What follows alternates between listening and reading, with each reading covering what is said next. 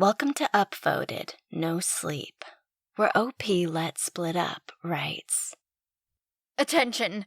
Will the person who adopted this cat please contact me immediately?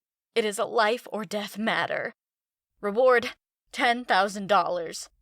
I know he looks cute, but please, please, please do not keep this cat. Let me explain. You've heard of cats who can predict death? There was one who went viral for sleeping on the beds of terminally ill hospice patients hours before they died, comforting them in their final hours. Malcolm is like that. 2 years old, black with white on his chest and below his belly so that he looks like he has a bib and underpants. Cute as a button, but not bright. It took him a full month to learn his name. Even after it finally clicked, he'd forget and look around in astonishment any time one of the seniors cooed, "Here, Malcolm, kitty boy." But he's a great therapy cat, and everyone loves him at Harmony Village Senior Living. He started his predictions with the terminally ill. At first, it was endearing. He'd hang around the bed of whoever was gonna croak, sit on their laps with his paws on their chest. "Sweet kitty boy," everyone said, "giving comfort in people's final hours." And it's true. He did give comfort.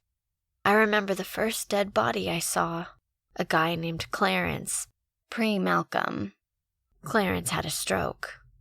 They found him in bed, soiled in his own filth, eyes bloodshot and face purple, and screaming like he died in the most horrible agony, and was still screaming somewhere in hell. I shouldn't have looked. Since Malcolm, the deaths have been peaceful. I think people are just happier to go with a purring kitty beside them. But then, he started predicting the deaths of healthy people. First was Bob. One of the younger residents used to run weekly bingo. After a game, he'd take the bingo ball roller back to his room. Seeing Malcolm hot on Bob's heels the last time was no surprise. Malcolm is obsessed with those bingo balls.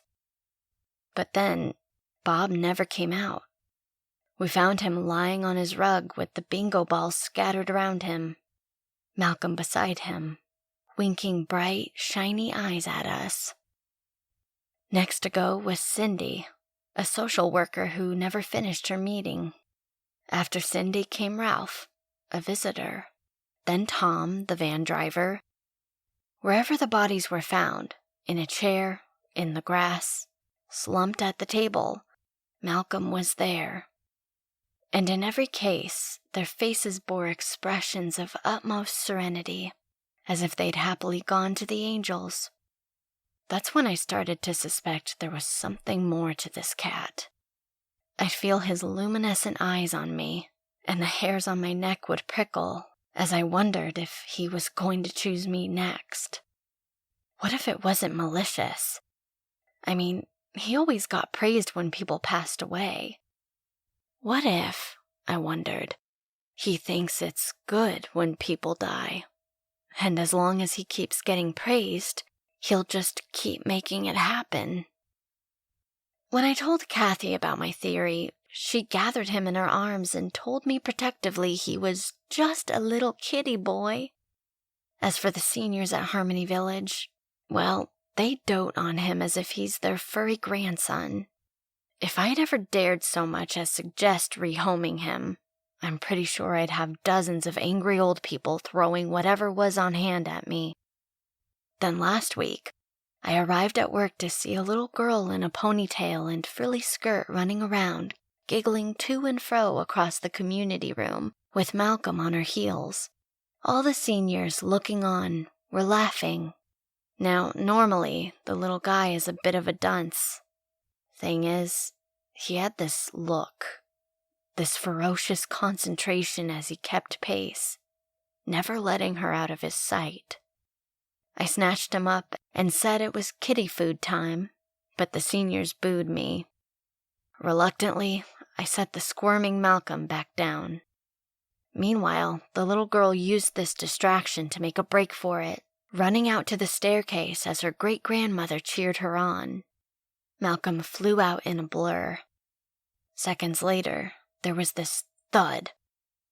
The girl's father, who'd been chatting with the staff about the care for the great-grandmother, rushed out to the staircase. I heard him screaming her name. I tried to keep the residents back. Her eyes were closed as if in sleep, but I knew she would never wake up again. I felt that hair-raising sense of being watched, of luminescent pinpricks of glowing eyes. I looked up. There, poking his head out from the railing, the little cat who'd sent her soul away from Earth. Malcolm. Well, you can guess what I did then. I put him in a sack and took him to the highway, but his pitiful mews got the best of me. So I veered off and dropped him off at the animal shelter. Figured he'd be euthanized, put to a peaceful sleep, just like all the souls he's sent away. But as soon as I walked back through the front doors at Harmony Village, I felt glowing eyes on me, that unblinking stare. I whirled and spun around, looking for him, but he was nowhere. The residents, of course, were all torn up about Malcolm. They assumed he got outside and made me put posters all over the neighborhood. Missing cat, $50 reward, with a ridiculous picture of him in a sweater. Then last night, another of the residents, Sandy, passed on. Sandy was never an animal lover, so I doubt Malcolm's company would have comforted her. But when I came in this morning and saw them wheeling her out, the orderly looked absolutely nauseated.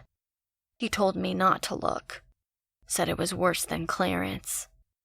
As he spoke, for a second, I saw those white pinpricks, unblinking eyes, reflected in his glasses. Of course, the seniors were all gossiping about Sandy, and naturally they blamed her less than peaceful passing on Malcolm's absence. "Remember old Winnie?" I overheard one old lady say to another. "How bad her dementia was. She always talked about the eyes. The eyes." The woman motioned with 2 fingers, representing eyes staring and staring at her. "She was crazy. All that occult stuff she was into. She wanted to curse Clarence. Remember how she stole his old shirt and used it in some ritual, trying to steal his soul? That's right before she lost it. Talking gibberish about how they're not eyes, but teeth. Said she couldn't send them back because they were too strong for Clarence. But she stopped all that talk when Malcolm showed up. Said he couldn't stop the deaths, but he's a good boy who could stop them from consuming more souls, and eventually they'd weaken and disappear." I was out the door, rushing back to the shelter, but the animal shelter tells me they no longer have him. Please, if you recently adopted this black cat, send him back. I know now it's not Cat's eyes that have been following me. I don't want to wind up like Clarence, like Sandy, face frozen in an agonized scream. See, I realize now why the eyes don't blink. The longer they stare, the more I see. Swirling around the glowing edges, rows and rows of serrated points.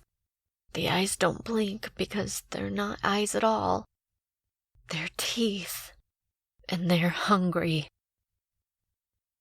And that was an upvoted No Sleep story by OP Let's Split Up. Sweet dreams.